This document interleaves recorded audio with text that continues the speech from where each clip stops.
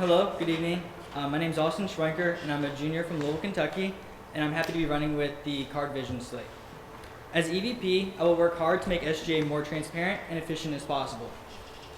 During my time here at the university, I've been able to serve on A&S Council as a freshman, and then as treasurer my sophomore year. I was also able to serve on the Admissions and Appeals Committee, and am currently the Arts and Sciences President and Facilities Chairman. As chair of the Facilities Committee, I was able to create an act with Travis Galt to help create an academic building on the Belknap campus. This act has passed through E-Board unanimously and will soon find its way to the Senate for final approval. My time here at the university has been involved with SGA, and I believe that I've created a stepping ladder, making my way up from the ground levels of a freshman council to the council president. And because of that, I think that's given me the experience needed to see firsthand how a council works. And I think bringing that unique perspective to a top 4 position will help me in making councils more successful. I also look forward to sharing some of my platform ideas with you this evening, and I'm glad that you all came out this evening. Thank you, Austin. Good evening, everyone. My name is Mike Shane, and I'm running for Student Government Executive Vice President with the Cards Unite slate. I came to UofL from Midwest City, Oklahoma, a small town in the middle of Oklahoma, and everyone always asks me, why did I come to UofL? And the answer is always the same. This is where my dad went to school. This is where my family went to school. I was proud to be the only person in my high school who rooted for the Louisville Cards. Even though I was made fun of it by everyone else there, I was proud. And there was no choice, or there was no second guessing where I was going to go to college at. I'm currently in my 6th year at the University of Louisville, just starting my PhD in electrical and computer engineering, and it's been quite a fun time while I've been here. I've been involved with many organizations, including being the head coordinator for Leadership Advantage, one of the founding members of Colleges Against Cancer, and the event chairman for the Relay for Life, one of the founding starting members of Relay for Life here at the University of Louisville. Ever since I've been a freshman, I've been involved with student councils, and by some measure, I've almost always been involved with SGA. In my junior year, I served as the Director of Finances for Speed School Student Council, and then in my senior year, I served as the President, and senior and master's year, I served as the President of Speed School Student Council. This most recent year, I've been serving as the Graduate Student Council's Travel Administrator. Since I've been a senator in SGA as president and as the travel administrator, I served as the Appropriations Committee chair for 1 year, and then this most recent year I've been the Senate's parliamentarian, which is a brand new position that we've created this year. So I have some experience with SGA, and I've always loved being involved with SGA. I feel like that my experiences that I've had have made me uniquely qualified for this position. Just a year ago, I was an undergrad and professional student, and this year I'm facing some of the issues that graduate and non-traditional students have to face. So I feel like I can relate to those very well. I look forward into the next. All right. Questions? One thing this year is that, as you both know, serving in SGA this past year, is the SGA Constitution went through a very radical rewriting process. One of the moves of that was to make the SGA stand a more independent branch from the rest of the organization. The question is, what will you do as EVP to work with the Senate speakers, the parliamentarians, to help create cohesion between the branches? Well, this year I was the parliamentarian, and I had a lot of experience working with the Constitution's revisions with Travis Galt and Paul Nick, and with Brandon. I chaired many of the meetings where we discussed the Constitution. I agree wholeheartedly with many of the different things that we did. One of the most important things that needs to be done, though, is the SGA Constitution that is posted online needs to be the most up-to-date version of it, because right now it's not. It's a really simple fix, and it's really ridiculous that that fix needs to be made, but it does.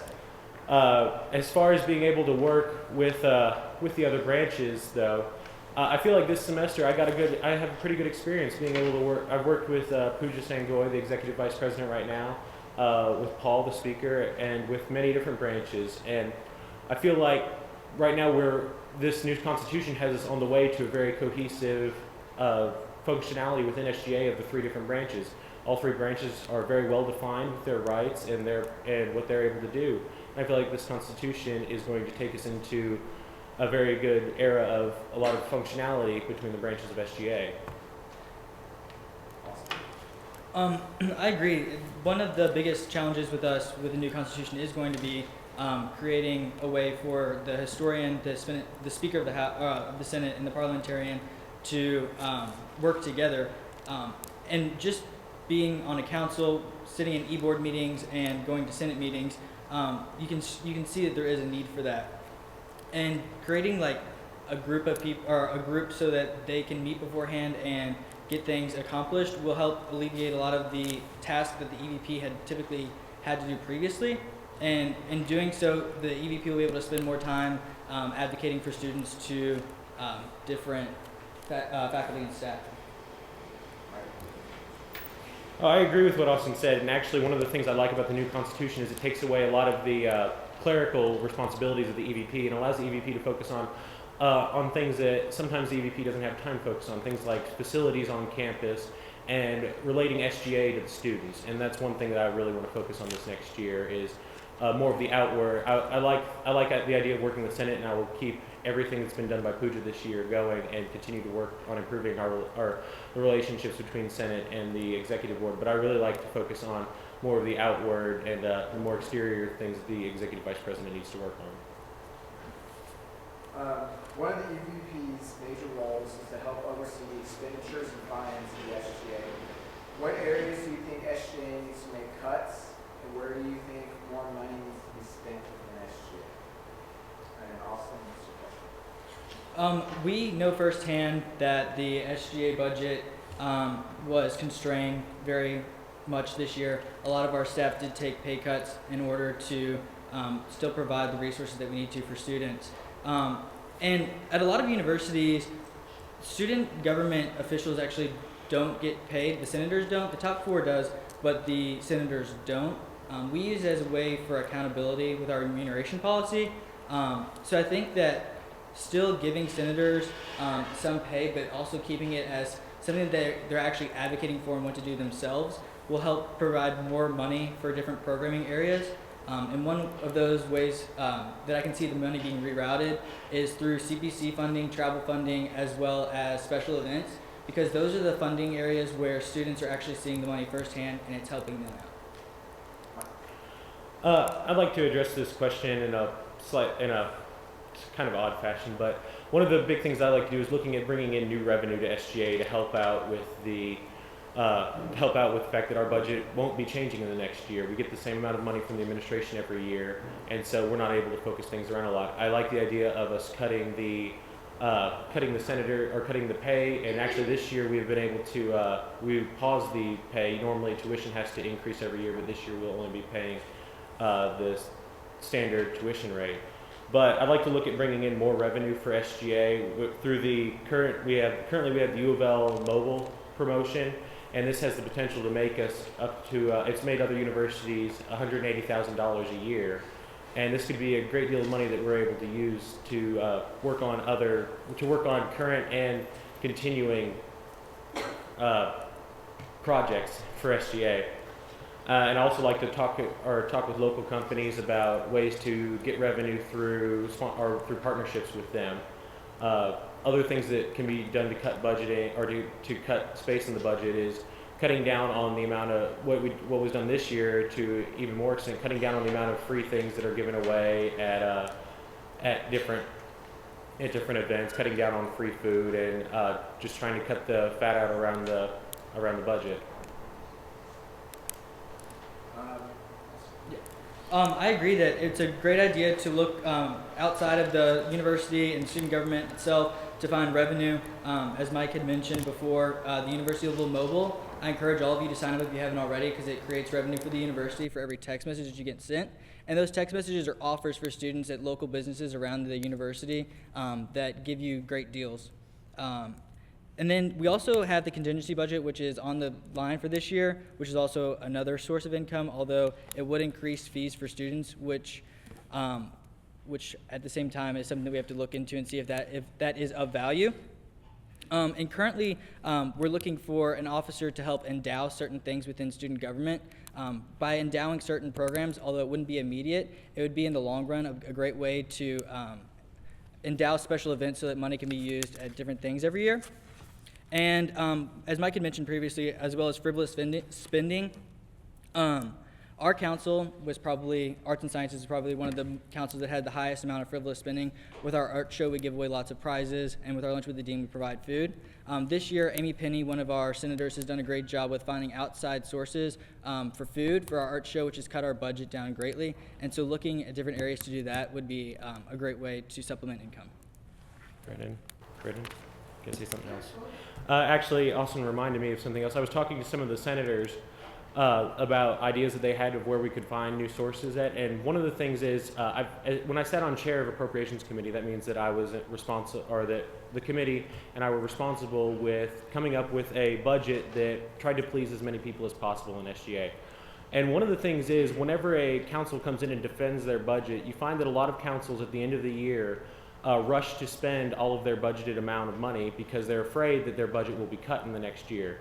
And one of the things that we had been talking about was finding a way to, instead of have councils rush to buy items for promotional items or replace appliances in their office that don't really need replacement, instead finding a way to reward the council for having that money left over, but also by giving them some of that money back in the next year, and also be able to take some of that money and apply it to other areas of SGA's budget.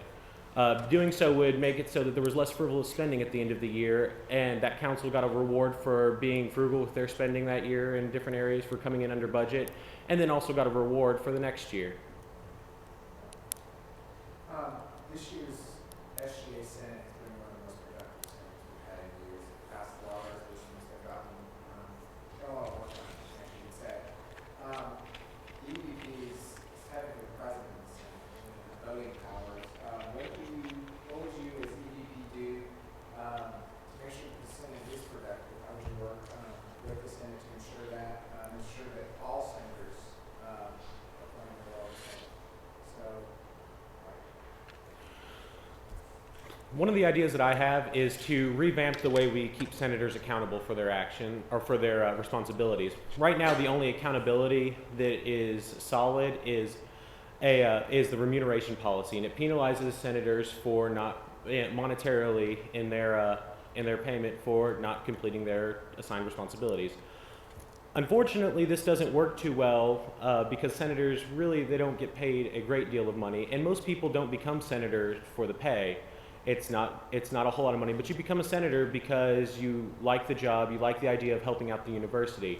And so I'd like to come up with a way to reward senators for going above and beyond what a normal senator would do. Providing everyone likes to hear, good job and, job well done, and have their name posted on the website or in a episode of Cardcast. And I'd like to see more congratulations and more positive reinforcement given to senators who do extra work. And I feel like that would motivate other senators to do more work and to continue on. Because I think the reason why our Senate and our SGA this year has been so productive is because there have been senators who are more than willing to go above and beyond what other senators are doing. And there have been executive cabinet members and there have been staff that are more than willing to do more than what people have done in the past. And I think that those people deserve the recognition, and I think that once they get that recognition, that other people will want to participate more also. I agree that positive reward is better than taking things away. And so I want to empower students and give them the tools that they need to succeed firsthand. I know that sitting back in Senate and hearing firsthand students go, am I allowed to make a motion right now?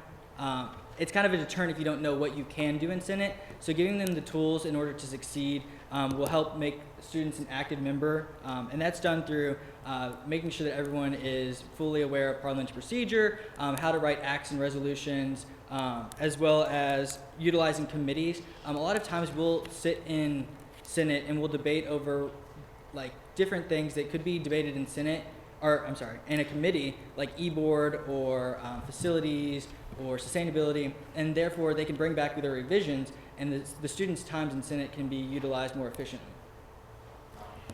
Actually, this year I participated as a member of the development board, and we've started two new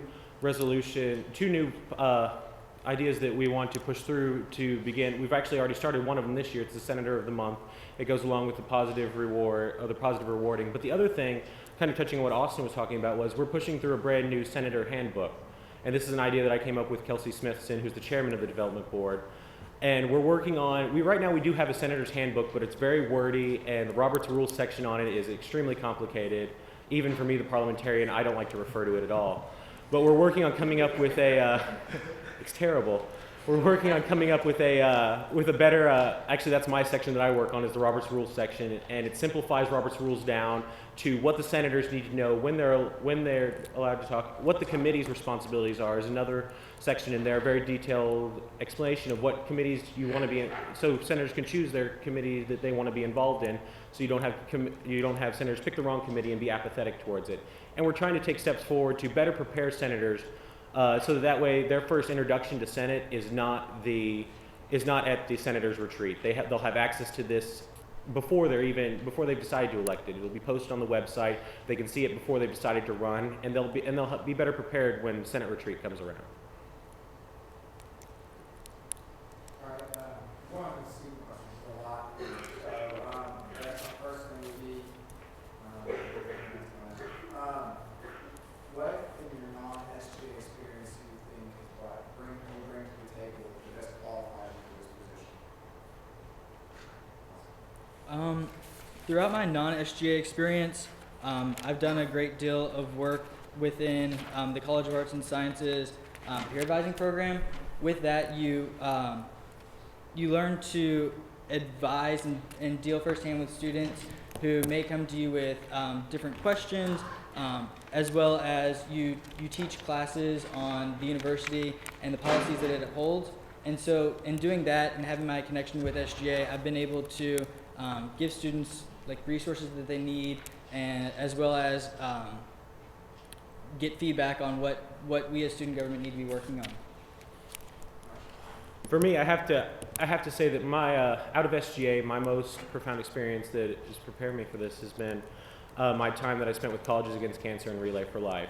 I have firsthand experience about what it's like to try to become an RSO here on campus, and that's one of the responsibilities of the EVP is to deal with RSOs and RSO leaders.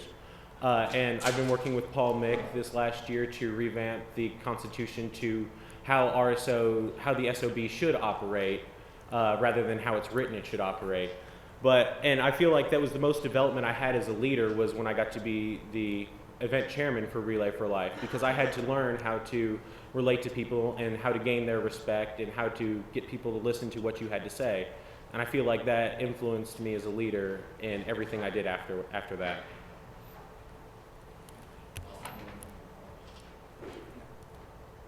Another question.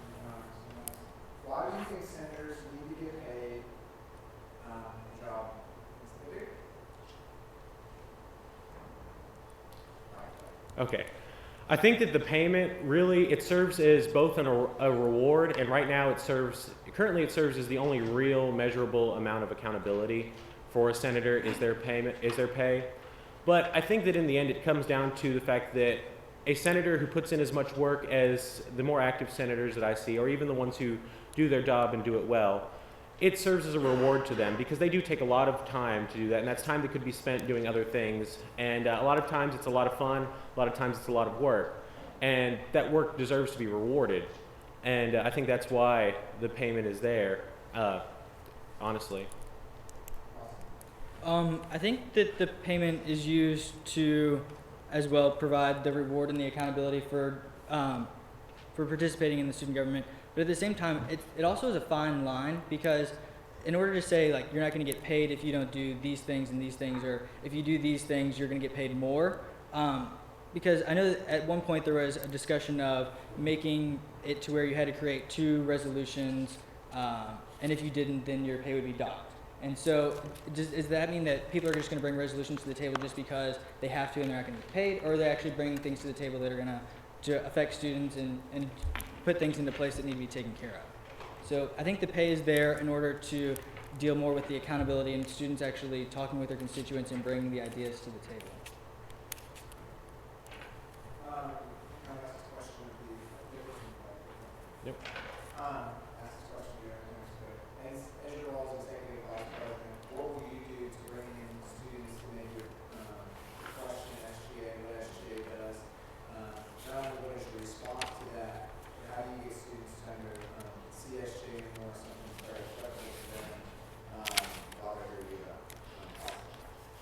All right, this is one of the big things that I wanted to bring up this evening, and that is to get students involved with SGA.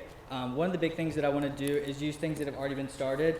This year we had the President's Council, which Curtis had created, as well as SGA Cares, which Pooja enacted, and the RSO Summit, which brought out a lot of organizations to hear and about ways that they can get funding through CPC, as well as the travel funds. And so making that all cohesive and providing the information that they need that's going to help their organization succeed and collaborate with SGA. With OrgSync now, it empowers you to have your own website, a calendar. It pulls all the calendars together so that all the RSOs on our campus, the over 300 that we have, can have a centralized location where they can see what's going on next Friday and whether or not we should have our event that Friday, or if we're going to be overshadowed by an SAB event that's going to happen. So by bringing that all together and providing that to the student body, I believe that we'll be able to have a larger presence on campus, as well as provide students with the resources they need to succeed in their organizations. Just so I don't miss anything, would you mind repeating the question? It was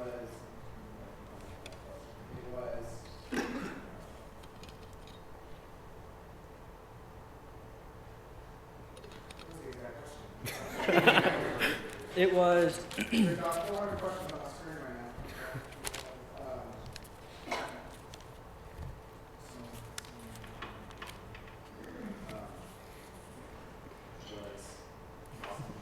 now. How are you going to connect with students on campus? Yeah, how are you going to Okay. Sorry. No, you're fine. How do you feel students actually, give back and push back to SGA, not only in response to that, but what action are you going to take to make sure, the students, see SGA more proactively? Well, one of the things is I want to take more a more active, or I want to move along with the SGA Cares and with the CardCast system. Whether it's by publicizing more of what SGA does, or finding new avenues to promote what SGA has done and what senators have done for students, I think this would give a more positive light. Also along the lines with helping out RSOs and maintaining RSO accountability, I actually want to get together a database of business contacts and locale contacts here. So when an RSO has the idea to plan an event, plan a dance, plan a dinner, we have a database there on OrgSync that speaks to, or that has the contact details for companies and for caterers, for places that they can rent out for dinner, and have this information published there on OrgSync so that that's something that an RSO leader can go straight to and just find out right away what's the phone number or what's the email they need to contact someone at. I am a very big proponent of just sitting down with a group of people and asking them what do they need to be done, and just like my predecessors had said, I would have an open door policy, and I would spend a lot of time in the SGA office welcoming any comment that anyone would have to, or any questions that anyone would have to make. I like to think I'm a very friendly and approachable person, and I like to think that I would be able to, I'd be able to interact with just about anybody in a comfortable fashion. I agree. Just as he said, I think the only way that you can advocate for students is if you have an open door and students can come and speak to you directly. And that's why one of the things that I wanted to expand on was the President's Council. I want to be a very big advocate for creating subgroups within the President's Council so that you have these 300 RSOs with 300 presidents, and trying to coordinate 300 people to meet with one president is impossible. There's no way that you're going to find a single time, date, or location that you'll be able to house and accommodate all 300 people. And so creating groups, whether it be by like genre or people who can just make a certain time or date, I think would be the best way to make that more known. More questions. So, you both have served as council presidents.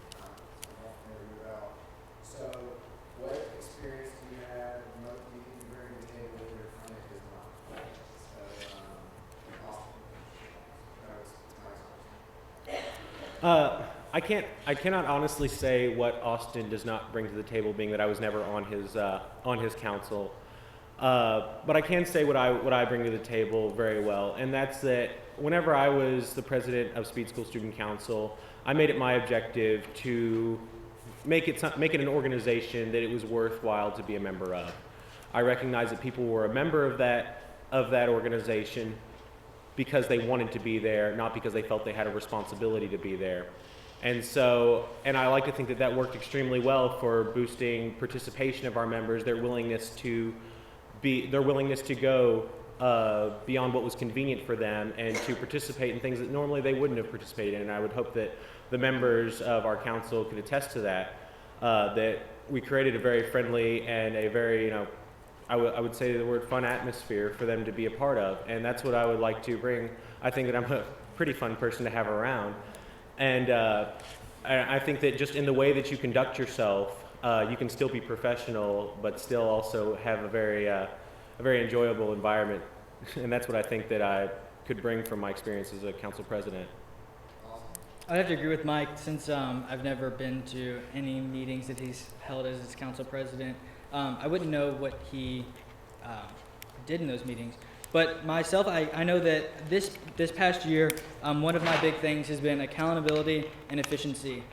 As any of my arts and sciences senators would tell you, and council members would tell you, our meetings are efficient. We get through things quickly, but we don't do it so quickly to where things aren't covered and people don't get a chance to speak on the issues. I asked my senators and council members to come with their reports ready so that they can stand up and give the report. And because of that, I think that the students want to come to our meetings because they know that it's not going to be a waste of their time. They're not going to be just sitting there debating things that they haven't looked over already. And it's a fun and inviting place. We host events that students enjoy coming to. They get to meet other students. They get to interact with faculty, staff, and students at the university. And because of that, it's just something that people want to be a part of. Last question. What trait do you think your opponent brings that makes them qualified to the next EVP? I think Mike has had a long tenure on the student government associations since he's been in the university, and the transition that he's recently made from an undergrad to a graduate is definitely something that I don't have experience in.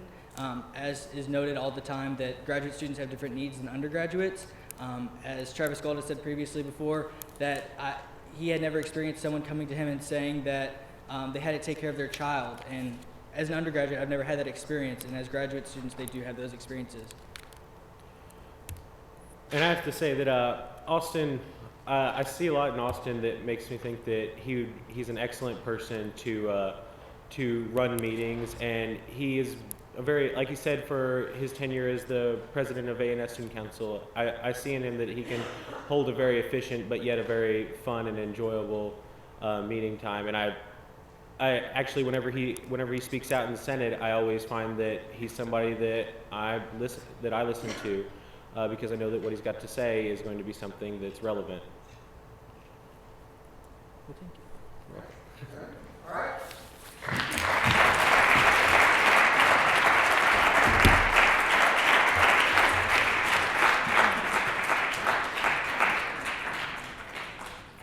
All right, presidential candidates.